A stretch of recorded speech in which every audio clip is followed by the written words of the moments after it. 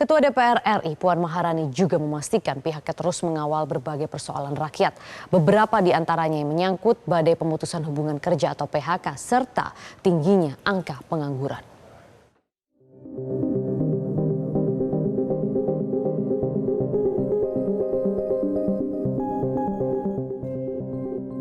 Dalam pidatonya di rapat paripurna ke-20 DPR, pembukaan masa sidang 4 tahun sidang 2024-2025, Kompleks Parlemen Senayan, Jakarta, Ketua DPR RI Puan Maharani menyoroti sejumlah isu strategis yang menjadi perhatian utama parlemen.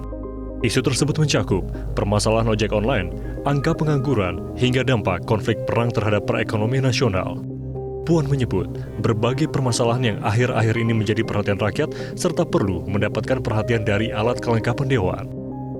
Berbagai permasalahan yang akhir-akhir ini menjadi perhatian rakyat serta perlu mendapatkan perhatian dari alat kelengkapan Dewan antara lain: 1. Tingginya angka pengangguran dan tingkat pemutusan hubungan kerja. 2. Permasalahan dalam pelaksanaan ibadah haji tahun 2025. 3. Penerapan stimulus ekonomi untuk meningkatkan pertumbuhan ekonomi. 4. Permasalahan ojek online. 5. Pengoplosan gas bersubsidi.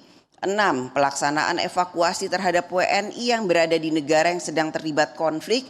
Dan ke-7, posisi Duta Besar Indonesia untuk negara sahabat yang belum terisi.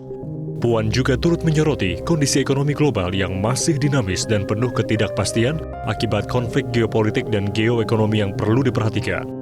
Ketua DPR menekankan pentingnya agar kerangka ekonomi tahun 2026 dirancang secara antisipatif dengan mempertimbangkan dinamika situasi nasional maupun global. Dan global diproyeksi masih akan dihadapkan pada situasi yang dinamis dan tidak menentu. Konflik geopolitik, geoekonomi, dan perekonomian global yang tidak kondusif, yang akan sangat berpengaruh pada rantai pasok ekonomi global, produktivitas ekonomi, konsumsi masyarakat, daya beli, dan arus modal untuk investasi.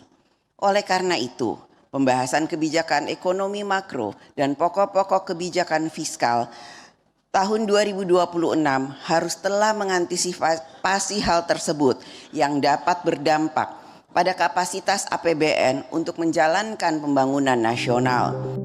Pada masa sidang kali ini, DPR akan melanjutkan pembahasan 8 rancangan undang-undang atau RUU yang masih berada di tahap pembicaraan tingkat 1. RUU tersebut meliputi 3 usulan DPR, 3 usulan pemerintah, serta 2 RUU dari daftar kumulatif terbuka. Sementara dalam menjalankan fungsi diplomasi parlemen, DPR akan menerima kunjungan dari beberapa duta besar negara sahabat seperti dijadwalkan kunjungan kerja ke Meksiko, Kazakhstan, Mongolia, Belarus, Tiongkok, dan Jepang. Tim Liputan Metro TV. Jelajahi cara baru mendapatkan informasi. Download Metro TV Extend sekarang.